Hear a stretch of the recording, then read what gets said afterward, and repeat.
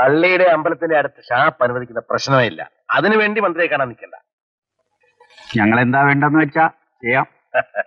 അതൊക്കെ പണ്ട്. സംഭാവന ഒരിക്കാൻ വരുമല്ലോ, അത് കാണാം.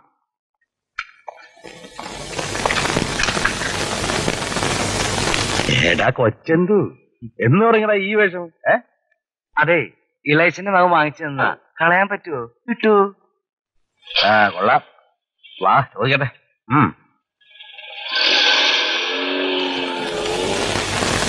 ഞാൻ നിന്നെ അന്വേഷിച്ച് നടക്കുകയായിരുന്നു.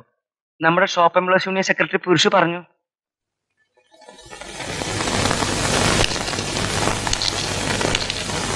നീ ഇപ്പൊ വലിയ തിരക്കിലാണ് അല്ലേ? തിരക്കെന്ന് പറഞ്ഞ അങ്ങനെ വലിയ തിരക്കൊന്നുമില്ല. അതൊക്കെ സഖാവിന് അറിഞ്ഞൂടെ? മരണം നമ്മുടെ ആയപ്പോ തിരക്കില്ലാന്നും പറഞ്ഞൂടാ.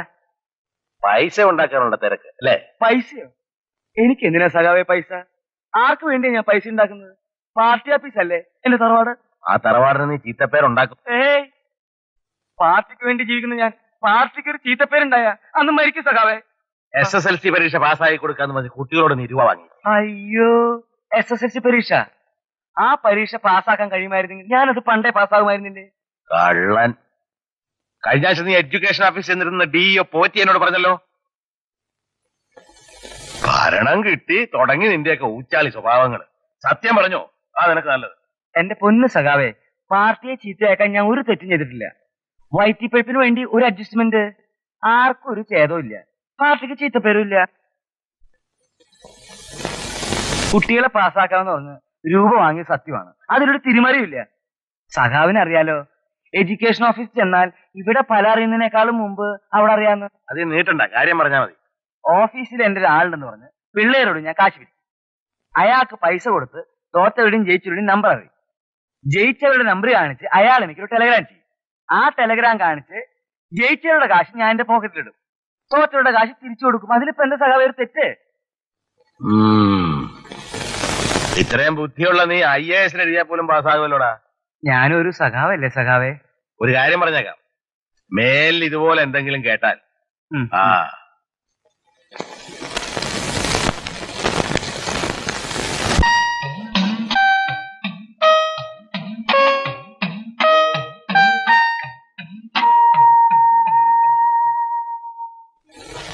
സാവിത്രി വിളിച്ചോന്ന് തോന്നുന്നു. തോന്നുന്നല്ല, വിളിച്ചു. എന്തിനാ എപ്പോഴും ഇങ്ങനെ? വിളിച്ചെന്താ കേസെടുത്തു? കേസും കൂട്ടവും നടത്തിയല്ലേ ഈ കോയിലും അങ്ങനെ ആയത്? വെറുതെ അല്ല കേസ് നടത്തിയത്. കോലമാ ഭൂമി അന്യര് കയറി വ്യക്തമാക്കാണ്ടിരിക്കാനാ. പറഞ്ഞിട്ടെന്താ കാര്യം? നിയമം അങ്ങനെ ആയിപ്പോയി. എല്ലാ കേസും തോറ്റു. എല്ലാം അറിഞ്ഞിട്ടും എന്തിനാ സാവിത്രി ഇങ്ങനെ ശവത്തിൽ കുത്തുന്നത്? വിളിച്ചത് വേറൊന്നിനുമല്ല, നാളെ അശ്വതി കുട്ടിക്ക് ഫീസ് കൊടുക്കണ്ടേ? ആ ഉർമീസ് വന്നോ? എന്നിട്ട് പണത്തിന്റെ കാര്യം എന്താ പറഞ്ഞത്? തെങ്ങേറ്റക്കാരൊക്കെ സമരത്തിലാത്രേ. നടപ്പുണ്ടായിരുന്ന കൂലിയും തേങ്ങയും ഒന്നും പോരാന്ന. തർക്കമൊക്കെ അവര് തന്നെ തീർത്തോട്ടെ. തെങ്ങും പറമ്പ് കരാറെടുക്കുമ്പോ മാസാമാസം തരാമെന്ന് പറഞ്ഞു ഉറപ്പിച്ചിട്ടുള്ള പണം കിട്ടണം. ഏട്ടിന് പോയി ഉർമീസിനോട് കുറച്ച് പണം ചോദിച്ചൂടി? ഒരു യൂണിയൻ. ഇനിയിപ്പോ ഭക്ഷണം കഴിക്കാനും അവന്മാരുടെയൊക്കെ ഉത്തരവ് വേണ്ടി വരുമോ ആവോ? ഫീസിന്റെ കാര്യം മറന്നിട്ടില്ല. ആരാ? സുമിത്രേ, അശ്വതി അപ്പുറത്തുണ്ട്, വരൂ.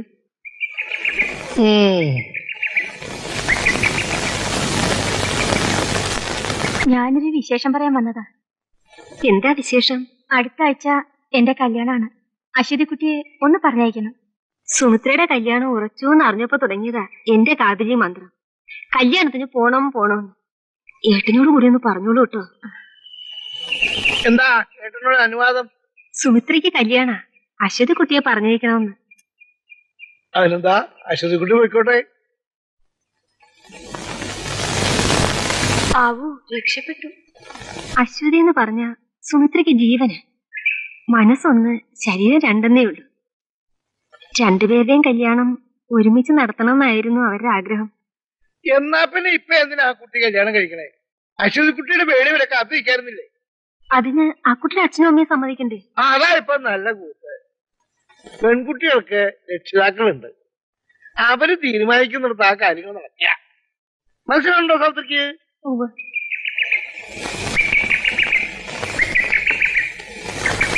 നല്ല ഒരു ബന്ധം ഒത്തു വന്നാൽ അശ്വതിക്കുട്ടിയുടെയും വീട് ഞങ്ങൾ നടത്തണം.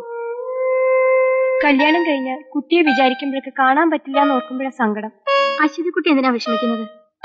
ഞാനിന് പട്ടാളക്കാരൻ്റെ കൂടെ ഒന്നും പോകുന്നില്ലല്ലോ, ഇവിടെ തന്നെ ഉണ്ടാവുമല്ലോ.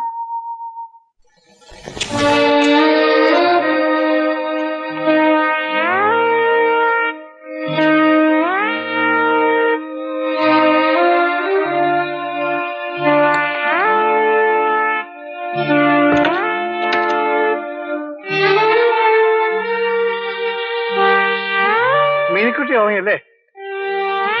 അശോക, നീ കുടിച്ചിട്ടുണ്ടോ? ഒരു തമാശക്ക് എന്ന് തുടങ്ങിയ ശീലം? കമ്പനിക്ക് വേണ്ടി സ്വപ്പം.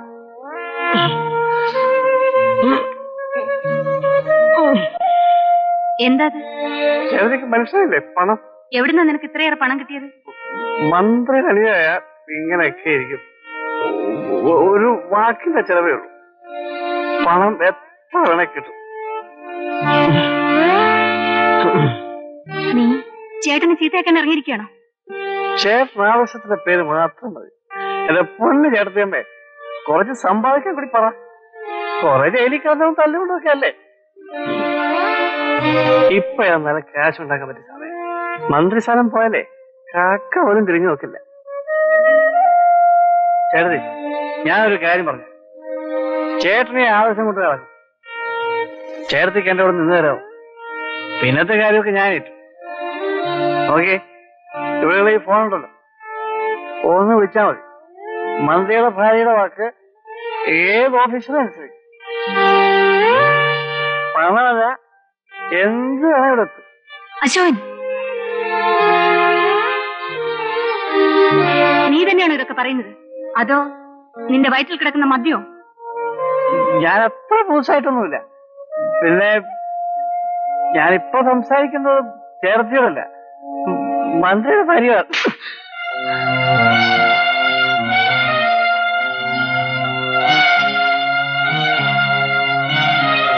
മന്ത്രിയുടെ ഭാര്യയായിട്ടല്ല ഞാൻ നിന്നെ വളർത്തിയത്. ഒരമ്മയെ പോലെ ലാളിച്ച് ലാളിച്ച്, എന്നിട്ട് നീ പറയുന്നു മന്ത്രിയുടെ ഭാര്യയോടാണെന്ന്. ചേട്ടന് സ്വജനപക്ഷപാതം പാടില്ല, അഴിമതി നടത്തരുത് എന്നൊക്കെ പറഞ്ഞ് പൊളിറ്റിക്കൽ പ്രൊട്ടക്ട് സമയം.